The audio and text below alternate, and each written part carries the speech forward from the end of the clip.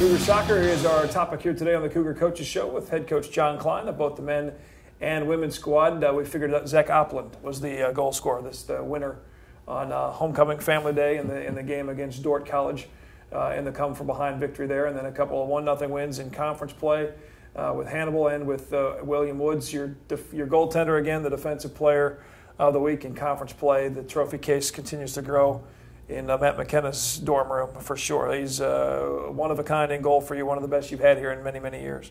Yeah, he's been consistent and had plenty of shutouts last year. We're not getting quite as many shutouts. Competition might be a little bit stiffer this year, but Matt's doing a great job, along with the veteran 3 seniors, and then Jake Rocco's getting most of the time back there. So that back 5 really makes us comfortable and allows us to stay in every soccer game that we play. And we mentioned Andres Acosta with the goals and how the difference maker he is. He picked up an award for Offensive Player of the Week and well-deserved, obviously, with what he's doing right now in conference. You guys are sitting at the top. There's still just a handful of teams that need to play a few more matches, but as of right now, you really control your own destiny with Harris Stowe, and then Park. Always a good matchup, but will be the last regular season match for you guys down the stretch. Talk a little bit about those 2 opponents. Yeah, always very dangerous. Park Harris, we play first. Season's a little bit down for Harris on the men's side and on the women's side, but that's at home this Friday. Typically we control the match at home, so we'd like to do that against Harris. And then our last game of the season is against Park, and it's also Park's last game of the season. So Park has a lot of activity between now and then.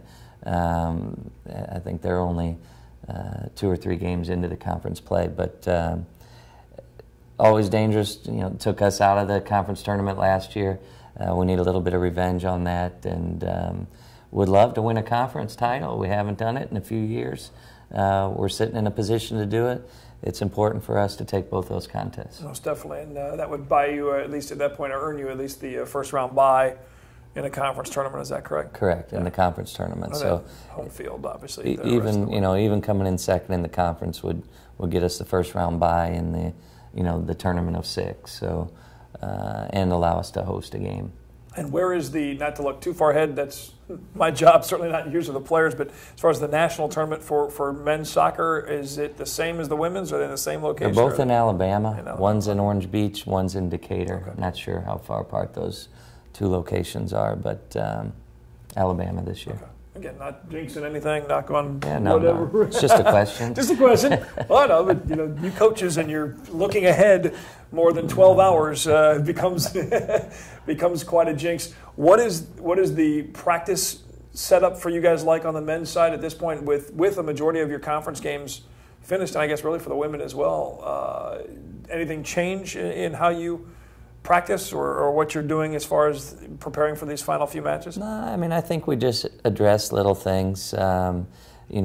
This week prior to the game, we just addressed getting out of the back with the 11 players that were going to be on the field. So we'll go against the skeleton crew a little bit, just building out of the back, and then moved into the offensive zone and have our 11 attack their back 6 or back 7 players. So we set it up so we can run some patterns and just get a feel for how we're going to get to the goal.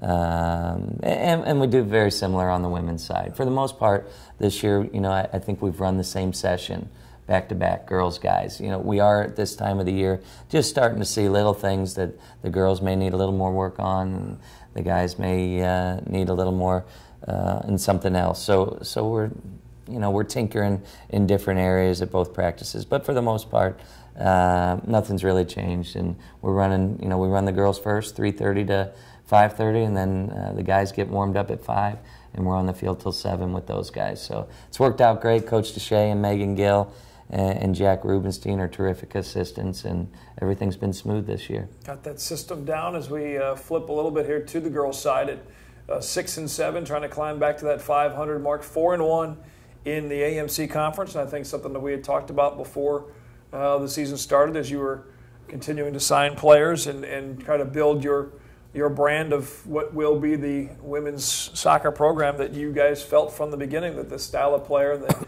quality of player that you're bringing in, whether it is a high school freshman like Kelly Ross or Kelly Westhuse or some of your junior college transfers coming in that you could compete pretty quickly right out of the gate in the AMC conference, and you've proven that on the field for sure. Certainly we have in the conference, and I really feel like we have just about at every level.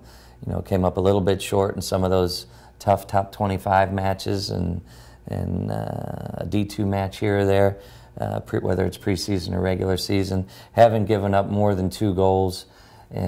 Just one time we gave up 3 goals. So I feel like we're very organized defensively. We're in every match. We had a hard time finding the goal early on, but of late, Kelly Ross has been hot as can be, and I think our shape is really starting to come along, our attacking shape. We're getting good width play, typically starting Kelly out wide, and Riley Brune has been effective on the right side. Tasha Sanchez up top, and with Amanda Caldwell. So we have 5 or 6 dangerous players there as well. I like our chances as we move towards the end of the season at competing for this conference title and really competing for a trip to the national tournament by winning our conference tournament. And it's ironic that it's another newcomer to the conference in Lyon that was the team that gave you guys your lone loss at this time, if I remember correctly. Yep, and they were good on the day, and we had 18 corner kicks in that match but didn't score a goal. So good team. Lyon's good, Park's good, Woods really gave us a battle last night.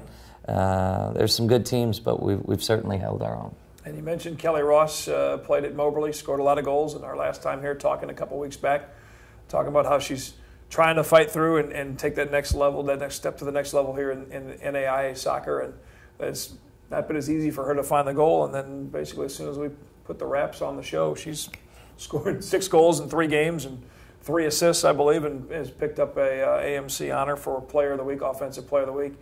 First hat trick in team history. In that match, she's really starting to do everything up top for sure. No, she really works hard, and she can be dominant.